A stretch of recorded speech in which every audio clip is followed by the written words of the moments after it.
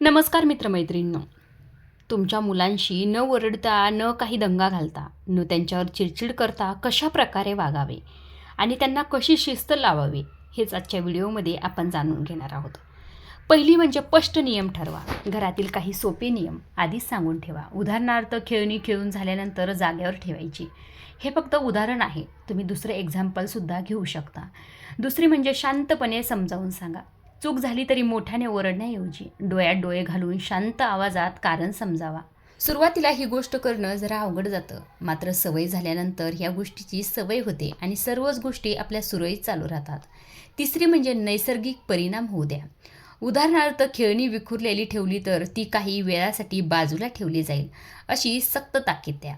चौथी म्हणजे चांगल्या वागणुकीचे कौतुक करा. आज तू स्वतः अभ्यास केलास, खूप छान. अशा कौतुकामुळे मुलं चांगले वागण्याची शक्यता वाढत असते.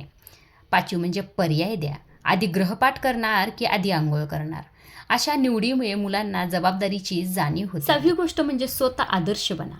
मुलं बोलण्यापेक्षा कृतीतून जास्त शिकतात, त्यामुळे आपलं वर्तन, आपलं बोलणं याकडे सुद्धा तेवढंच लक्ष द्या. सातवी गोष्ट म्हणजे सातत्य ठेवा. नियम रोज सारखेच पाळा. आज एक आणि उद्या दुसरे असं होऊ देऊ नका. आठवी गोष्ट म्हणजे भावना समजून घ्या. मुलं हट्ट करत असतील तर आधी त्यांना काय वाटतं ते आधी ऐका, मग योग्य मार्ग दाखवा. नववी गोष्ट म्हणजे पहिल्यांदा ऐका मग बोला. मुलांना मध्येच थांबू नका. त्यांचं म्हणणं पूर्ण ऐकल्यावरच मार्गदर्शन करायला सुरुवात करा. दहावी गोष्ट म्हणजे रागात निर्णय घेऊ नका. तुम्हालाच राग आला असेल तर काही क्षण शांत व्हा आणि मग बोला. 11वी गोष्ट म्हणजे एका वेळी एकच सूचना द्या. खूप सूचना दिल्या तर मुलं गोंधळतात आणि आपलं ऐकणंसुद्धा तेवढंच बंद. 12वी गोष्ट म्हणजे दैनंदिन दिनक्रम ठेवा.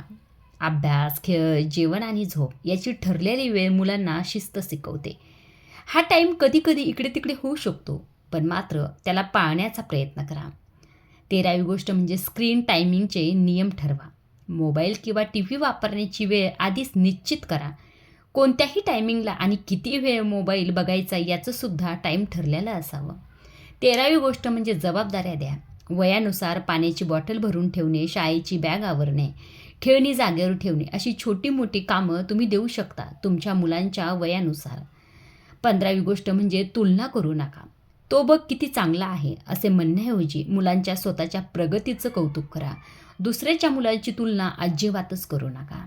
16वी गोष्ट म्हणजे नाही म्हणण्याचे कारण सांगा. फक्त नाही न म्हणता त्याच्या मागचे कारण समजावून सांगा. आपण कारण स्पष्ट केलं की सर्वच गोष्टी संपतात आणि मुलंसुद्धा आपल्याला समजून घेतात. 17वी गोष्ट म्हणजे चुका सुधारण्याची सुद्धा संधी द्या. प्रत्येक चुकीसाठी शिक्षा न देता त्यातून काय शिकता येईल यावर जास्तीत जास्त भर द्या. 18वी गोष्ट म्हणजे कौटुंबिक वेळ ठेवा. म्हणजेच फॅमिली टाईम. रोज 15-20 मिनिटे मोबाईलशिवाय कोणतंही काम न करता मुलांसोबत खेळा, गप्पा मारा. त्यामुळे त्यांचे वागणेही सकारात्मक होते आणि मुलांनासुद्धा ही जाणीव होती की आपले आईवडील आपल्यासाठी वेळ देतात आणि न कळत गप्पा मारताना त्यांच्या मनातल्या गोष्टीसुद्धा आपल्याला कळून जातात.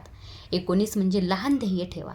उदाहरणार्थ या आठवड्यात रोज वेळेवर गृहपाठ करायचा किंवा नवीन गोष्ट कोणती शिकायची किंवा एखादं पुस्तक वाचायचं, असे तुम्ही ध्येय त्यांना देऊ शकता. पूर्ण झाल्यावर त्यांचं कौतुक करायला सुद्धा अजिबातच विसरू नका. कौतुक केल्यानंतर त्यांचा हुरूप वाढतो. 20 म्हणजे प्रेम व्यक्त करा.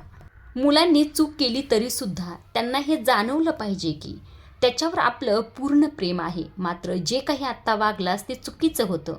यामुळे मुलांना दोन्हीतला फरक कळतो आणि ते वागण्यात नक्कीच सुधारणा करतात. ओरडल्याने, चिडचिड केल्याने काही फरक पडत नाही, उलट मुलंसुद्धा तशीच होतात. आजच्या पुरतं एवढंच. हा व्हिडिओ तुम्हाला कसा वाटला कमेंट करून नक्की सांगा आणि असेच नवनवीन व्हिडिओ पाहायला जर आवडत असतील तर आपल्या चॅनलला जरूर सबस्क्राईब करा. धन्यवाद.